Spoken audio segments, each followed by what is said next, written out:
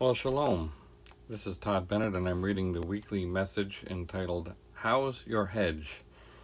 And this message was first published on day 4 of month 11 on the Creator's calendar, also known as January 8th, 2022, according to Babylonian time. Now, over the last couple weeks, I've talked about the significance of the Sabbath and being set apart. That has been especially important to remember during the pagan festival seasons of the winter solstice that just passed, including Christmas and New Year's. Along the way, we've also discussed things such as spiritual warfare and the Hebrew concept of binding and loosing. And if you missed these, I posted them on the ShemaYisrael.net website. All you have to do is go to the main page and you'll see the icon for the message, and you can click that and you'll get a PDF version of the message. And we're also recording these on YouTube. I was thinking this past week about certain notions of spiritual warfare that I learned in Christianity, and one of them involved praying a hedge of protection. The prayer would go something like this: Lord, we pray that you place a hedge of protection around fill in the blank. It would usually involve friends, family members, maybe a political leader that you wanted to be safe and secure. So it doesn't matter who. The fact is, the intention of the prayer was to invoke a supernatural force field against evil through a simple prayer. Now, this is another example how Christianity often spiritualizes and simplifies something that is supposed to be lived, expressed, and experienced in the physical realm. And of course, when we refer to a hedge, we're talking about a supernatural protection.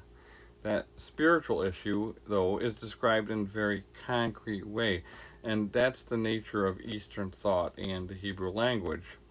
A hedge in Hebrew is known as a suk, and it generally refers to a row of thickets. Now, predators will typically not try to cross a hedge of thorns for obvious reasons if it is thick enough and high enough. So, erecting a hedge is a traditional method of protecting a person and their flocks from harm.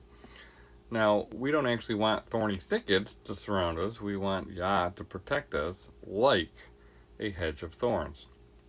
So we definitely want a spiritual hedge around us, and the question is how? Does a simple prayer result in the construction of a hedge? And oftentimes we ask for things without realizing that we have a role to play in the request. For instance, a person might say they believe in God, but if you ask them if they obey the commandments, their response would probably be no, because I'm not under the law, or Jesus nailed the law to the cross, something along that lines. So they don't obey. They say they believe, they don't obey, and they find an excuse for why they don't obey. Of course, this flies in the face of the scriptural understanding of belief, because belief is always accompanied by action and specifically obedience. And, we read in James 2 where he basically says even the demons believe in Elohim and tremble. And he said, show me your faith and I'll show you my works. And he went on to say that faith without works is dead. In other words, if you say you have faith but your life doesn't demonstrate it through obedience, then you really don't have any faith. Your faith is dead. And we saw this correlation between faith and works with in the life of Abraham. He believed, in the Hebrew words aman, and he acted upon that, and therefore it was accounted to him for righteousness. We read about that in Genesis 15:6. And of course, the hallmark of Abraham's life was his journey of faith from Babylon to the Promised Land. We see the covenant lived out through the life of this man named Abraham. Now, sadly, there are many people who confess that they believe in a Messiah and love him, but they don't express their belief through their actions, through their works. Yeshua specifically stated, if you love me, keep my commandments, in John 14:15. So obviously, if you believe him, then you will obey him. It's that simple. This is a fundamental concept expressed in the scriptures. And I mention this simple example because it demonstrates the disconnect between many Christians and the commandments. You probably could get a Christian to admit that they should obey the Ten Commandments, but if you drill down and ask them whether they displayed the sign of the covenant by resting on a seventh day Sabbath, the answer would likely involve another excuse along the lines of, well, Sunday is now the Sabbath, every day is a Sabbath, Jesus is my Sabbath, etc., etc. So, you'll find a bunch of excuses why they don't observe the clear commandment of a seventh day Sabbath. And so, again, the trend is toward excusing away most, if not all, of the commandments. So, what about this hedge? Well, I remember praying a hedge of protection around my family many times in the past without ever really understanding what that meant. I thought that if I prayed it, then it would just happen.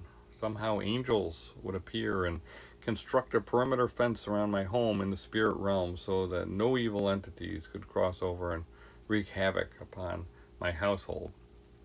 Well, that's not how the scriptures describe a hedge. We're actually given an example of a set apart, hedged in property in the Garden of Eden, known as Eden. We know that the Hebrew word Eden means paradise. And the fact that it was described as a garden is very significant because the Hebrew word for garden is gan. And gan specifically refers to an enclosed or protected space. Now, anyone who has a garden understands that you need to protect it from outside invaders, as well as weeds that grow up in the midst of it, stealing precious resources that help bear fruit. In fact, if you want to talk about spiritual lessons for our physical existence, gardening is at the top of the list, at least my list. And that's why Yah Elohim placed man in a garden in the beginning. I believe that man's ultimate purpose extended beyond the confines of the garden, but the garden was the place of preparation.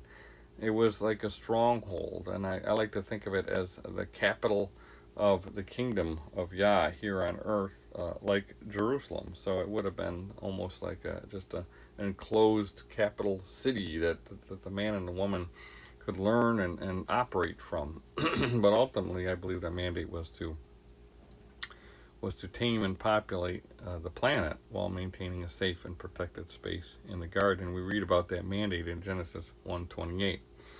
So obedience is what kept it that way. Obedience is what kept it an enclosed and protected space.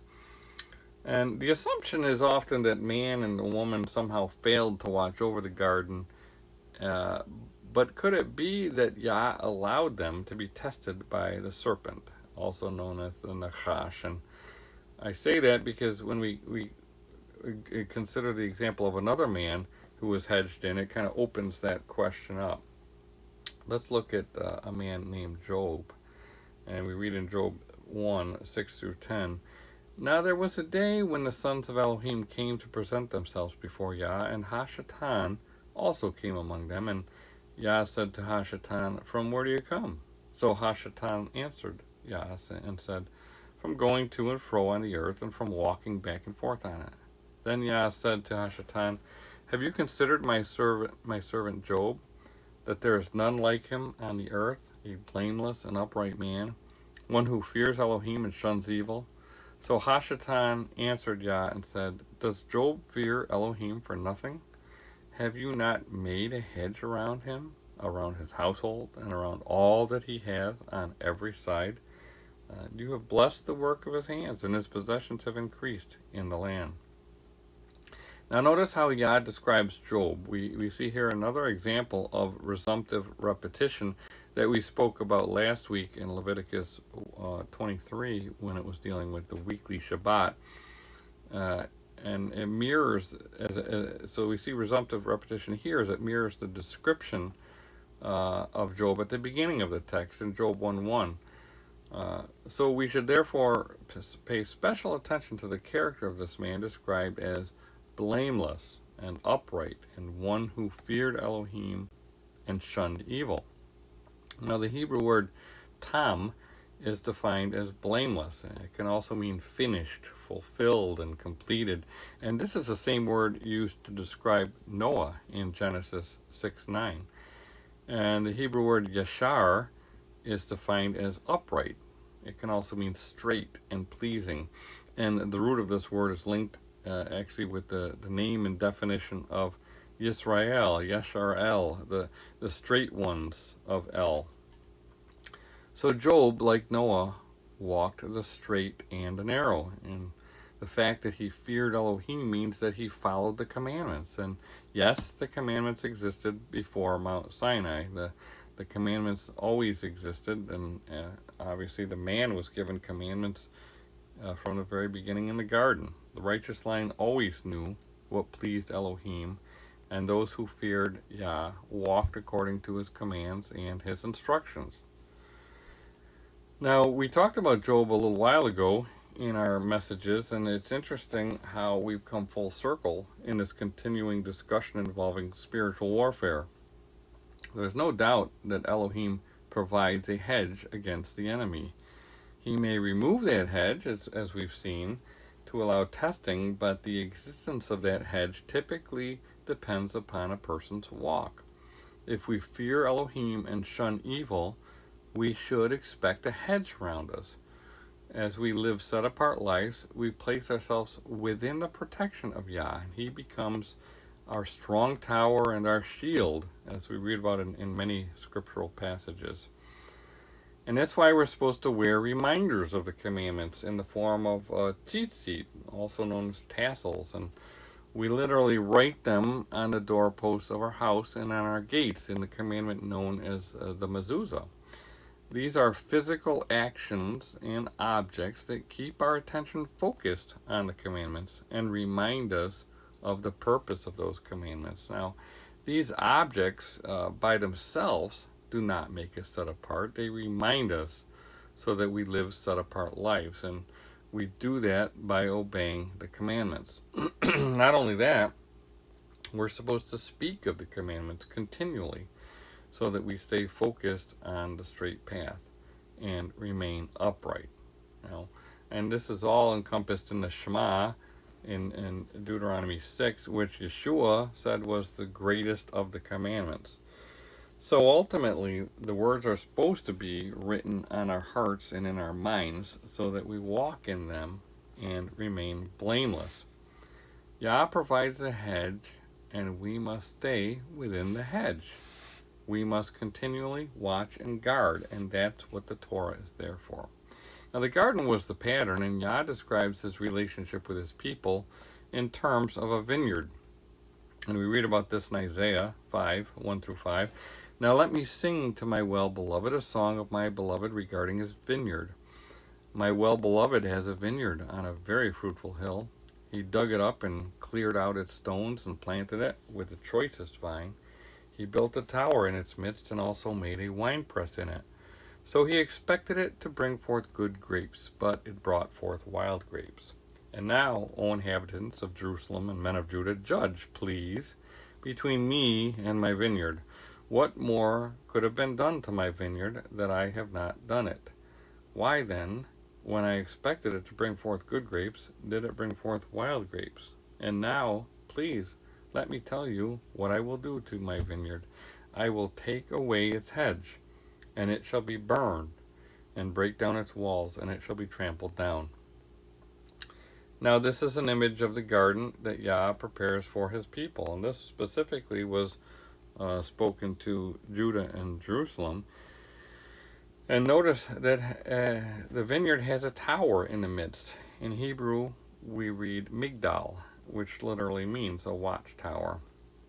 So again, the garden must be tended, but it also must be guarded. And as we guard the commandments, they guard us. We remain within the hedge as we obey. And if we bear fruit, then Yah maintains the hedge. If we fail to bear fruit, he will remove the hedge. Now this is the message that we read in the scriptures from beginning to end, from the garden to the renewed Jerusalem. Yah entrusts certain individuals to care for what ultimately belongs to him. Adam and Hava did not own the garden. It belonged to Yah, and likewise, Israel did not own the covenant land. Yah allowed them to dwell there as long as they obeyed him, and this is a fact that Zionists completely ignore. He essentially leases the land, as we saw from the Jubilee. No one ever owns the land. They are there with permission from the owner, and if they abuse the privilege, they will be forced to leave. The Jewish people have no inherent right or entitlement to live in the land outside of the covenant. Yeshua came and renewed the broken covenant, and what was once entrusted to Adam and later Yisrael now belongs to him, belongs to the Messiah, all of it, the entire planet. So now he gets to choose who dwells in it and on it.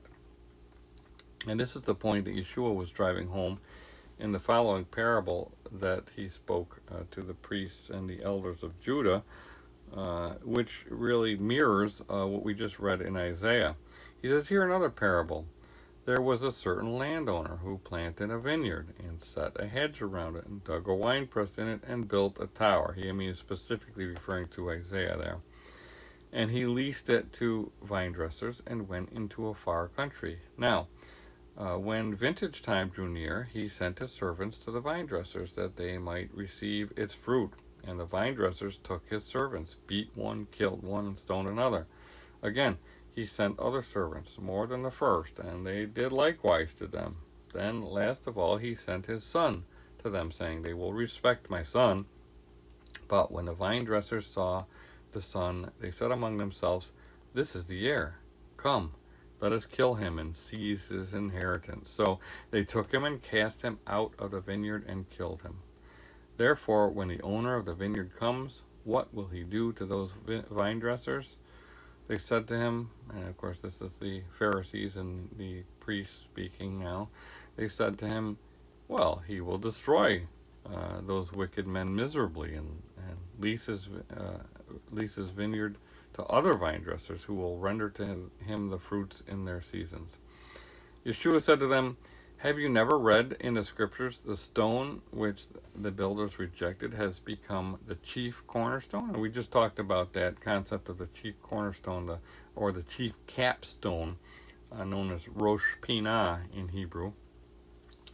This was Yah's doing, and it is marvelous in our eyes. Therefore I say to you, the kingdom of Elohim will be taken from you and given to a nation bearing the fruits of it. And whoever falls on this stone will be broken, but on whomever it falls, it will grind him to powder. Now, when the chief priests and Pharisees heard his parables, they perceived that he was speaking to them. Well, ultimately, Yah owns it all, and he has given it to his son, and the son represents the Father perfectly. In fact, Yeshua specifically stated, He who has seen me has seen the Father, John 14:9. He also stated, I and the Father are one, echad, John 10:30. So their message is the same. Yeshua did not change any of the commandments of the Father. He was very clear on that point as we read in Matthew 5:17-18. He says, Do not think that I came to destroy the Torah or the prophets. I did not come to destroy, but to fulfill. For assuredly I say to you, till heaven and earth pass away, one jot or one tittle will by no means pass from the Torah till all is fulfilled. So Yah owns the vineyard, he set up the hedge, and built a tower. He's entrusted us to be vine dressers and bear much fruit. And the commandments have not passed away. Obviously, heaven and earth are still here, and not all has been fulfilled. And so Yeshua's words are basically stating that the Torah is still in 100% existence at this point. Now, there might not be a temple in Jerusalem. Well, there are many times in history when a temple was destroyed, things changed. But that doesn't mean the Torah changes. That just means the condition of man and the condition of the chosen people and the condition of the covenant were not where they should be. All has not been fulfilled yet. Yeshua still has work to be done, and therefore the Torah remains in full at this point. So the only way that we can be good vine dressers and bear much fruit is to keep close watch on the vineyard, on the garden, and guard his commandments. He gives specific instructions that we must obey if we want to stay within the protection of his hedge. Now, if you're in the midst of battle and your commander yells out, hit the deck, and keep your head down. I suspect you will obey because he's trying to save your life. Now, if you stand up and start charging the enemy alone, you have no one to blame but yourself if you end up getting shot. Well, Yah is often described as Yah of hosts, Zevaot. The Hebrew word Zevaot refers to armies and war and battle, and Yah is the head of an army that he leads into battle, and he is our commander in chief, not Joe Biden or Donald Trump. And so we need to obey his commandments. And it's not just in battle that we need to obey Yah, though his commandments are made for everyday life. For instance, he gives us very specific instructions regarding what to eat and what not to eat. He actually defines what is food. Just because you put something in your mouth doesn't mean that it's food. He provides a definition of food in his commandments, in his Torah, in his instructions. Now, people eat a lot of things that Yah forbids, and then they end up with all sorts of sickness and disease, and that's why he promises health as a benefit of obedience. Our obedience to the dietary instructions leads to health and provides a hedge for us. And again, this is a fundamental concept in the scriptures that obedience leads to blessings and disobedience leads to curses. So don't expect to eat unclean food all your life and then go to a Benny Hinn crusade to get healed when you get sick. You stepped outside of the hedge. In fact, some sickness and disease is directly tied to sin. Remember when Yeshua healed the man at the pool of Bethesda? He later told him, "See, you have been made well. Sin no more, lest a worse thing come upon you." And we read about that entire event in John 5, 1 through 14. Now, the implication is that the infirmity was the result of sin. And if he continued in that sin, it would only get worse. Of course, that reminds us of another teaching that Yeshua gave concerning unclean spirits in Matthew 12, 43 through 45. He said, "When an unclean spirit goes out of a man, he goes through dry places seeking rest and finds none. Then he says, I will return to my house from which I came. And when he comes, he finds it empty, swept, and put in order. Then he goes and takes with him 7 other spirits more wicked than himself, and they enter and dwell there, and the last state of that man is worse than the first. So shall it also be with this wicked generation." So it's possible that the man who was healed at the pool of Bethesda, he allowed an unclean spirit to bring on an infirmity through sin.